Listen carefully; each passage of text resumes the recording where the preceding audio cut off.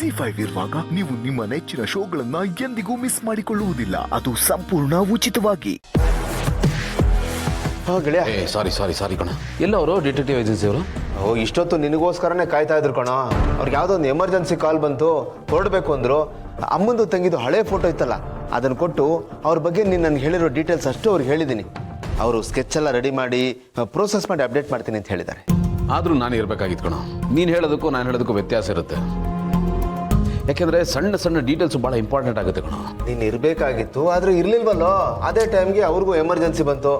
ಇರಲಿ ಬಿಡು, ಬೇಕಾದ್ರೆ ಕರ್ಸ್ಕೊಳ್ಳೋಣ. ಸರಿ, ಈಗ ಯಾವಾಗ ಅಪ್ಡೇಟ್ ಕೊಡ್ತಾರಂತೆ? ಎಷ್ಟು ದಿನ ಆಗುತ್ತಂತೆ?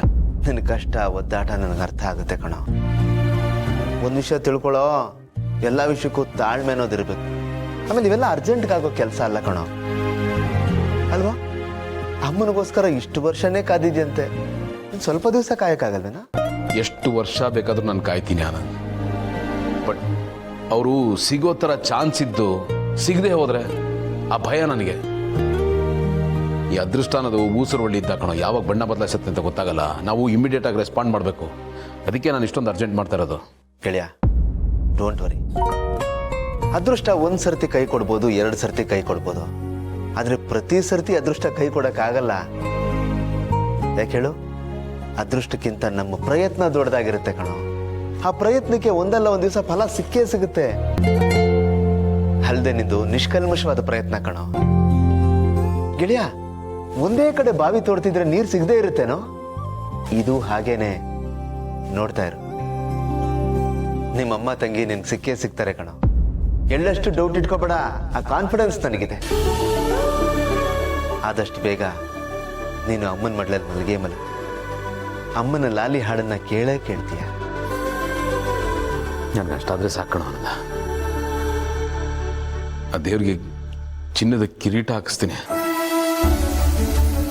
ನನಗಮ್ಮ ಬೇಕು. ಅವ್ರು ಸಿಗದೆ ನನ್ನ ಲೈಫ್ ಕಂಪ್ಲೀಟ್ ಆಗಲ್ಲ ಕಣೋ. ಲೋ ಗೆಳೆಯ, ನೀನ್ ದೇವ್ರಿಗೇನು ಕೊಡ್ಬೇಕಾಗಿಲ್ಲ ಕಣೋ. ಅವ್ನು ಲಂಚ ಗಿಂಚ ಎಲ್ಲ ಮುಟ್ಟಲ್ಲ.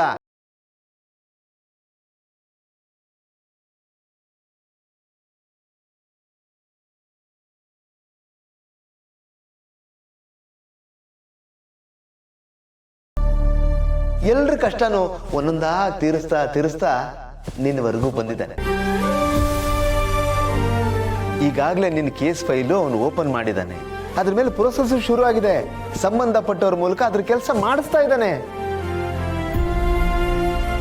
ಅದಕ್ಕೆ ಅಲ್ವೇನೋ ಇಷ್ಟು ವರ್ಷ ಇಲ್ದವರು ಅಮ್ಮನ ಹುಡುಕೋ ಪ್ರೊಸೆಸ್ಗೆ ಇದ್ದಕ್ಕಿದ್ದಂಗೆ ಮೊಮೆಂಟಮ್ ಸಿಕ್ಕಿರೋದು. ಇಷ್ಟು ವರ್ಷ ಅಮ್ಮನ ಬಗ್ಗೆ ಸಿಗದೇ ಇರೋ ಸುಳುವು ಈಗ ನಾವು ಎಕ್ಸ್ಪೆಕ್ಟ್ ಮಾಡದೇ ಇರೋರ ಕಡೆಯಿಂದ ಸಿಕ್ಕಿದೆ ಅಂತಂದ್ರೆ ಅದರಲ್ಲೇ ಅರ್ಥ ಮಾಡ್ಕೊಳ್ಳೋ, ಇದೆಲ್ಲ ಅವನ ಕೈವಾಡ. ನಿಮ್ಮನ್ನೆಲ್ಲ ಒಂದು ಮಾಡಕ್ಕೆ ಅವನು ಪ್ಲಾನ್ ಮಾಡಿದಾನೆ ಕಣೋ. ನಾವು ಪ್ರಯತ್ನ ಪಟ್ರೆ ಸಾಕಣೋ, ನಮಗೆ ಅವನೇ ಬಲ ತುಂಬ್ತಾ ಹೋಗ್ತಾನೆ. ನೀವೆಲ್ಲ ಒಂದಾಗಿ ಆಗ್ತೀರಾ. ದೇವರು ಕೊಡಲ್ಲ ಅಂತಾರೆ, ಅದು ಶುದ್ಧ ಸುಳ್ಳು.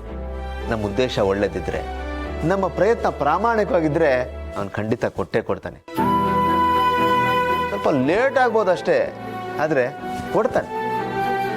ಇಷ್ಟು ದಿವಸ ನನ್ನ ತಾಯಿ, ನನ್ನ ತಂಗಿ ಇದಾರೋ ಇಲ್ವೋ ಅನ್ನೋದು ಗೊತ್ತಿರಲಿಲ್ಲ. ಈಗ ಅವ್ರು ಇದ್ದಾರೆ ಅಂತ ಗೊತ್ತಾದ್ಮೇಲೆ ನಾನು ಯಾವಾಗ ಅವನ್ನ ನೋಡ್ತೀನೋ, ಭೇಟಿ ಮಾಡ್ತೀನೋ ಅನ್ನೋ ಆ ಥರ ಶುರು ಆಗ್ಬಿಟ್ಟಿದೆ ಕಣೋ. ನನ್ನ ತಂಗಿ ವಯಸ್ಸನ್ನು ಯಾರನ್ನೇ ನೋಡಿದ್ರು ನನ್ನ ತಂಗಿ ಇರ್ಬೋದಾ, ಅಮ್ಮನ ವಯಸ್ಸನ್ನು ಯಾರನ್ನೇ ನೋಡಿದ್ರು ಅಮ್ಮ ಇರ್ಬೋದಾ ಅನ್ಸೋಕೆ ಶುರು ಆಗಿದೆ ನನಗೆ. ಆದಷ್ಟು ಬೇಗ ನಾನು ಅವ್ರನ್ನ ಭೇಟಿ ಮಾಡ್ಬೇಕು. ಅದು ಬಿಟ್ಟರೆ ನನಗೆ ಬೇರೆ ಯಾವುದು ಇಂಪಾರ್ಟೆಂಟ್ ಅಲ್ಲ. ಅವ್ರ ಯೋಚನೆನೇ ನನ್ನ ಕಾಡ್ತಾ ಇದೆ. ಗೆಳೆಯ, ಫೀಲ್ ಮಾಡ್ಕೋಬೇಡ ಕಣ. ಎಷ್ಟು ಒಳ್ಳೆ ಮನ್ಸಿರೋನು ನೀನು. ಎಲ್ರಿಗೂ ಒಳ್ಳೇದನ್ನೇ ಬಯಸ್ತೀಯ. ನಿನಗೆ ಖಂಡಿತ ದೇವ್ರು ಒಳ್ಳೇದು ಮಾಡೇ ಮಾಡ್ತಾನೆ ಕಣ. ಅಲ್ವಾ? ಮೊನ್ನೆ ನಮ್ಮ ಮನೆ ಕೆಲಸ ಹುಡುಗಿ ನಿನಗೆ ಇಷ್ಟವಾದ ತಿಂಡಿ ಮಾಡಿಕೊಟ್ಲು ಅಂತ ಅವಳಿಗೆ ಚಿನ್ನದ ಬಳೆನೇ ಮಾಡಿಸ್ಕೊಟ್ಬಿಟ್ಟಲ್ಲೋ. ಅಂತ ಚಿನ್ನದಂತ ಮನ್ಸ್ಕೊಂಡೋ ನಿಂದು. ಆ ಹುಡುಗಿಗಂತೂ ಆ ಬಳೆ ನೋಡಿ ಮಾತೇ ಬರಲಿಲ್ಲಪ್ಪ. ನಿನ್ನ ನೋಡಬೇಕು, ನಿನ್ನ ಜೊತೆ ಮಾತಾಡಬೇಕು ಅಂತ ಹಂಬಲಿಸ್ತಾ ಇದ್ದಾಳೆ. ಅದ್ಯಾವುದೋ ಹುಡುಗಿ ಚಿತ್ರಾನ್ನ ಮಾಡಿಕೊಟ್ಲು ಅಂತ ಬಟ್ಟೆ ಬರೆ ಗಿಫ್ಟು ಅಂತ ಏನೇನೋ ತಗೊಂಡೋಗಿ ಕೊಟ್ಟಿದ್ಯಾ. ನೀನು ಒಳ್ಳೆತನಕ್ಕೆ ಇವೆಲ್ಲ ಸಣ್ಣ ಸಣ್ಣ ಎಕ್ಸಾಂಪಲ್ಸ್ ಅಷ್ಟೇನೆ. ನಿನ್ನಂಥವ್ರು ಮೋಸ ಆಗಕ್ಕೆ ಚಾನ್ಸೇ ಇಲ್ಲ ಕಣ. ದೇವರು ನಾನೊಬ್ಬ ಇದ್ದೀನಿ ಅಂತ ನಿನ್ನ ವಿಷಯದಲ್ಲಿ ಪ್ರೂವ್ ಮಾಡ್ತಾನೆ ಕಣೋ. ಎಲ್ಲೋ ಇರೋ ಅಮ್ಮನ ತಂಗಿನ ಕರ್ಕೊಂಬಂದು ನಿನ್ನ ಮುಂದೆ ನಿಲ್ಲಿಸ್ತಾನೆ. ಆ ಭರವಸೆ ನನಗಿದೆ, ನೀನು ಇಟ್ಕೊಳ್ಳೋ.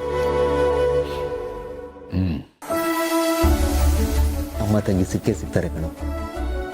ಆರಾಮಾಗಿರ.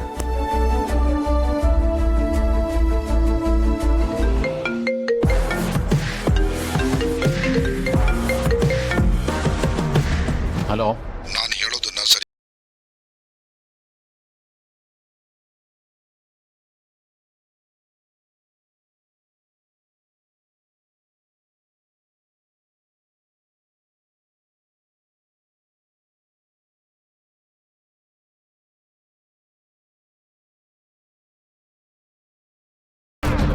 ನಿಮ್ಮ ಒಳ್ಳೇದಕ್ಕೆ ನಾನು ಹೇಳ್ತಾ ಇದ್ದೀನಿ. ಏನು ಪ್ರ್ಯಾಂಕ್ ಮಾಡ್ತಾ ಇದ್ದೀರಾ? ಹೆದರ್ಸ್ತಾ ಇದ್ದೀರಾ? ಫೋನ್ ಇಡ್ರಿ. ಯಾರು ಗಳಿಯ ಕೂಗಾಡ್ತಾ ಇದ್ಯಾ? ಏನಂತೆ? ಯಾವುದೋ ಪ್ರ್ಯಾಂಕ್ ಕಾಲ್. ಈ ನಡುವೆ ಈ ಪ್ರ್ಯಾಂಕ್ ಕಾಲ್ಗಳೆಲ್ಲ ಜಾಸ್ತಿ ಆಗ್ಬಿಟ್ಟಿದೆ ಅಲ್ವಾ? ನೋಡು, ಮತ್ತೆ ಅದೇ ನಂಬರ್ ಇದೆ. ಒಂದ್ಸತಿ ಹೇಳಿದ್ರೆ ನಿಮ್ಗೆ ಅರ್ಥ ಆಗಲ್ವೇನ್ರಿ? ನಾನು ಟೈಮ್ ಪಾಸ್ಗೆ ಹೇಳ್ತಿಲ್ಲ, ಇದನ್ನ ನೆಗ್ಲೆಕ್ಟ್ ಮಾಡೋ ವಿಷಯ ಅಲ್ಲ ಇದು. ನಿಮ್ಮ ಮನೆಯವ್ರಿಗೆ ಹುಷಾರಾಗಿರೋದಕ್ಕೆ ಹೇಳಿ ಸರ್. ಯಾರಿಗೆ ಯಾವ ಕ್ಷಣದಲ್ಲಿ ಏನ್ ಬೇಕಾದ್ರೂ ಆಗ್ಬೋದು. ಅಪಾಯ ಆಗೋದತ್ತು ಪಕ್ಕ ಸರ್. ನೋಡಿ, ಪದೇ ಪದೇ ಈಗ ಫೋನ್ ಮಾಡ್ತಾ ಇದ್ರೆ ನಾನು ಬೇರೆ ಥರ ಆ್ಯಕ್ಷನ್ ತಗೋಬೇಕಾಗುತ್ತೆ. ಇಡ್ರಿ ಫೋನು. ಮತ್ತೇನಂತೋ?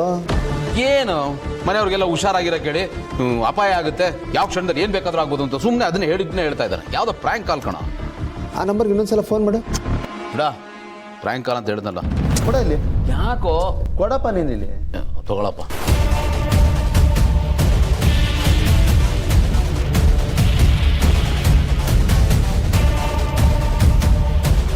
ಫೋನೇ ತೆಗಿತಾ ಇಲ್ವಲ್ಲ? ಹೇಳಿದ್ನಲ್ಲ ಯಾವುದೋ ಪ್ರ್ಯಾಂಕ್ ಕಾಲ್. ಕೊಡ, ನಾವ್ಯಾಕೆ ತಲೆ ಕೆಡಿಸ್ಕೊಂಡು.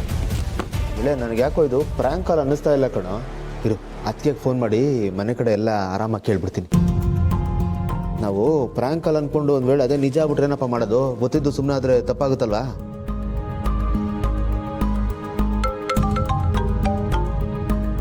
ಹಲೋ ಆನಂದ್ ಅವರೇ, ಹೇಗಿದ್ದೀರಾ? ಏನು ನನಗೆ ಕಾಲ್ ಮಾಡಿಬಿಟ್ಟಿದ್ದೀರಾ? ಏನು ವಿಶೇಷ? ಏನಿಲ್ಲ, ಅದಕ್ಕೆ ಸುಮ್ಮನೆ ಹಾಗೆ ಯೋಗಕ್ಷೇಮ ವಿಚಾರಿಸ್ಕೊಳ್ಳೋಣ ಅಂತ ಫೋನ್ ಮಾಡಿದೆ. ಮನೆ ಕಡೆ ಎಲ್ಲರೂ ಆರಾಮಾಗಿದ್ದಾರಲ್ವ ಅದಕ್ಕೆ?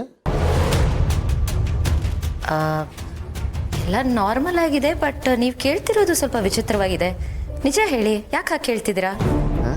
ಅದು ಈಗ ನಾನು ಹೇಳೋದನ್ನ ಕೇಳಿ ಗಾಬರಿ ಆಗಬಾರ್ದು. ನೀವು ಸ್ವಲ್ಪ ಸಮಾಧಾನವಾಗಿ ಕೇಳಿಸ್ಕೊಳ್ಳಿ. ಸರಿ ಹೇಳಿ. ಅದೇನಿಲ್ಲ, ಈಗ ಗೆಳೆಯನ್ಗೆ ಒಂದು ಫೋನ್ ಬಂದಿತ್ತು, ಮನೆಯವ್ರಿಗೆ ಅಪಾಯ ಇದೆ ಜೋಪಾನ ಅಂತ. ಅದಕ್ಕೆ ವಿಚಾರಿಸ್ಕೊಳ್ಳೋಣ ಅಂತ ಕಾಲ್ ಮಾಡಿದೆ ಅಷ್ಟೇ. ಆ ಥರದ್ದೇನು ಇಲ್ವಲ್ಲ, ಎಲ್ಲನೂ ನಾರ್ಮಲ್ ಆಗೇ ಇದೆ. ಅಪಾಯ ಅನ್ನೋ ಥರದ್ದು, ಅನ್ಯೂಶಲ್ ಅನ್ನೋ ಥರದ್ದು ಏನೂ ಇಲ್ವಲ್ಲ. ಈ ಕಾಲ್ ಮಾಡಿದವರು ಏನಾಗುತ್ತೆ ಅಂತ ಹೇಳಿದ್ರು? ಇದು ಸ್ಪೆಸಿಫಿಕ್ ಆಗಿ ಏನು ಅಂತ ಹೇಳಲಿಲ್ಲ, ಸುಮ್ಮನೆ ಅಪಾಯ ಅಂತ ಏನೋ ಹೇಳಿದಾನೆ ಅಷ್ಟೇ. ಏನು ಎತ್ತ ಏನೂ ಗೊತ್ತಿಲ್ಲ ಅದಕ್ಕೆ. ಯಾವುದಕ್ಕೂ ನೀವು ಸ್ವಲ್ಪ ಹುಷಾರಾಗಿ. ಗೌತಮ್ ಅವರೆಲ್ಲಿ? ಇಲ್ಲೇ ಇದ್ದಾರೆ. ಫೋನ್ ಬಂದು ಸ್ವಲ್ಪ ಟೆನ್ಷನ್ ಆಗಿದ್ದ, ಅದಕ್ಕೆ ನಾನೇ ಕಾಲ್ ಮಾಡ್ತಾ ಇದ್ದೀನಿ. ZEE5 ಆಪ್ ಡೌನ್ಲೋಡ್ ಮಾಡಿ ಎಲ್ಲಾ ಸಂಚಿಕೆಗಳನ್ನು ಸಂಪೂರ್ಣ ಉಚಿತವಾಗಿ ನೋಡಿ.